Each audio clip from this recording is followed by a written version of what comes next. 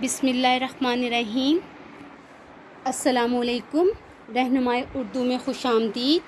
अज़ीज़ तुलबा, आज के इस लेक्चर में हम लोग जो हैं वो ख़ुलासा लिखना शुरू करेंगे।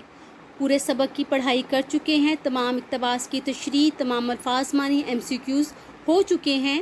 मश्क जो है हमने इसकी हल कर ली थी। आज हम जो है वो ख़ुलासा लिखना जो है वो सीखेंगे।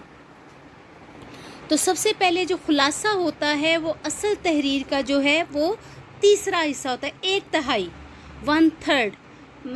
मसलन कि हमारे सबक की 100 लाइनें हैं तो हमने 33 लाइंस में जो है वो ख़ुलासा लिखना होगा। ख़ुलासे में तरतीब जो है वो नहीं तब्दील की जाती।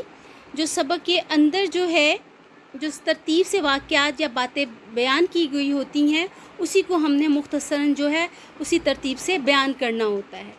ख़ुलासा लिखने के लिए जो है सबसे आसान तरीका ये है कि हम पूरे सबक को अच्छी तरह से पढ़ें। गौर से 2-3 दफ़ा पढ़ने के बाद उसके अंदर जितनी भी बातें की गई, इंपॉर्टेंट बातें की गई हैं, उनके जो हैं वो निकात बना लें। जैसे इस जो है सबक हिजरत नबवी के 7 पैराग्राफ है जिनकी हमने पिछली वीडियोस में तशरीह की है। तमाम पैराग्राफ को अलग अलग से पढ़ा है। अब उन तमाम पैराग्राफ्स की जो है हम जो है वो निकात बना लेंगे। उसके अंदर से जो है हेडिंग्स बनाएंगे। उन हेडिंग्स को ख़ुलासे में लिखना नहीं होता बल्कि वो जहन में रखनी होती है उन हेडिंग्स को। उन हेडिंग्स के अकॉर्डिंग फिर हमने हर हेडिंग के अकॉर्डिंग जो है 2-2, 3-3 लाइंस जो है या बात उसमें मुकम्मल करते जाएंगे और उसको मिलाते जाएंगे तो हमारा ख़ुलासा तैयार हो जाएगा। जैसे हमारा पहला पैराग्राफ जो हमने पढ़ा था उसके अंदर बताया गया था कि आप सल्लल्लाहु अलैहि वसल्लम ने जब कफ़ार को दावत हक़ दी तो उनका रद्द अमल।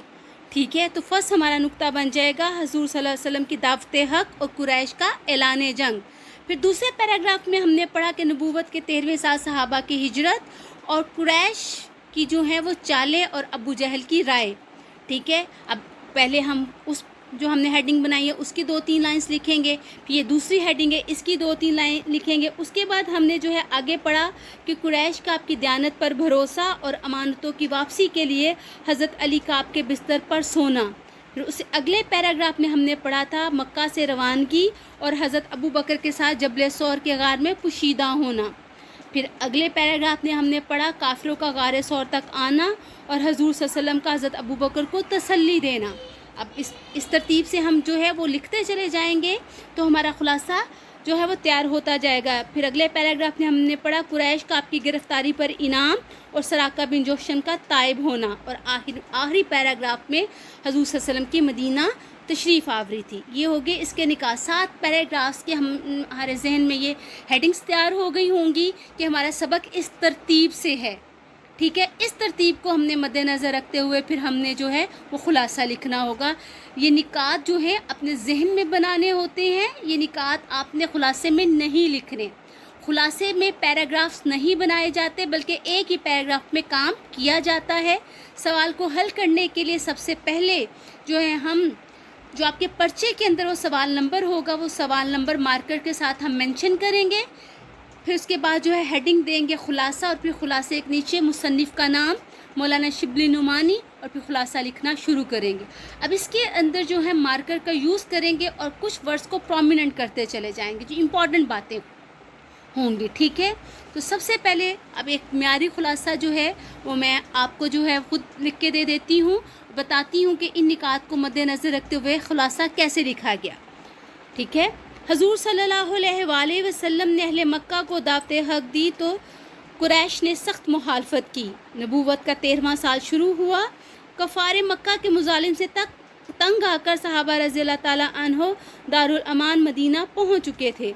नबूवत के 13वें साल वही इलाही के मुताबिक हज़ूर सल्लल्लाहु अलैहि वसल्लम ने भी मदीने का अज़म फरमाया।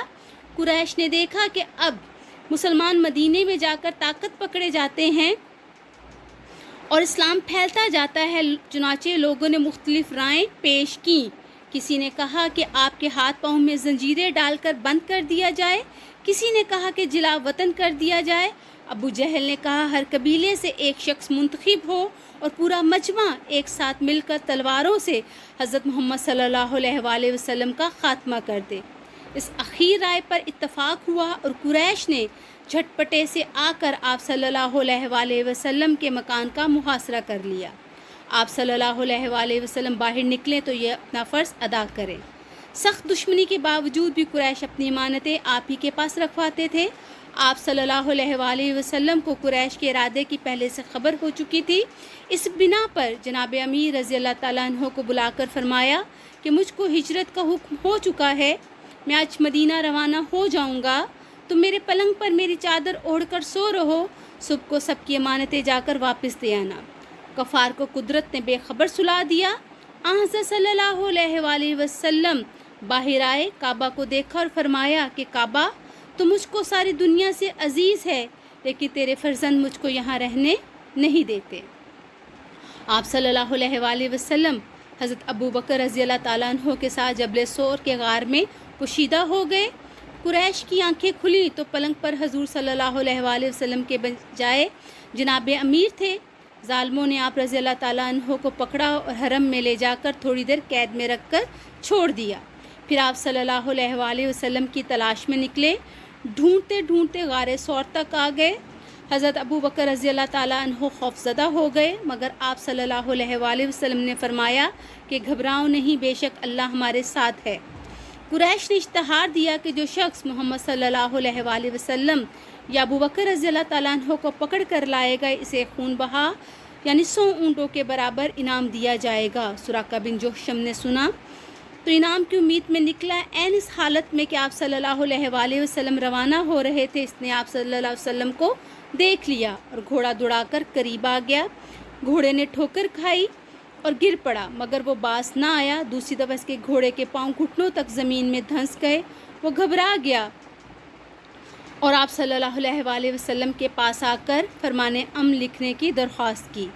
حضرت ابو بکر رضی اللہ تعالیٰ عنہ کے غلام عامر بن فہیرہ نے چمڑے کے ٹکڑے پر فرمان امن لکھ دیا۔ حضور صلی اللہ علیہ وآلہ وسلم کی تشریف آوری کی خبر مدینے پہلے پہنچ چکی تھی۔ لوگ ہر روز تڑکے سے شہر کے باہر جمع ہوتے اور دوپہر تک انتظار کر کے حسرت کے ساتھ واپس چلے جاتے۔ ایک دن انتظار کر کے واپس جا چکے تھے کہ ایک یہودی نے قلعے سے دیکھا اور قرائن سے پہچان کر پکارا، اہل عرب، لو تم جس کا انتظار کرتے تھے وہ آ گیا۔ تمام شہر تکبیر کی آواز سے گونج اٹھا۔ عزیز طلبہ، یہ تھا ہمارا خلاصہ۔ اپنے ویڈیو کو جو ہے وہ توجہ سے، غور سے بار بار جو ہے وہ سننا ہے، خود سے ریڈنگ کرنی ہے۔ پورے سبق کی ریڈنگ کرنے کے بعد آپ نے اپنے ذہن میں اس کے نکات ترتیب دینے ہیں اور پھر جو ہے آپ نے خلاصے کی پریکٹس کرنی ہے۔ رہنمائی اردو کے ساتھ جڑے رہیے، کامیابیاں سے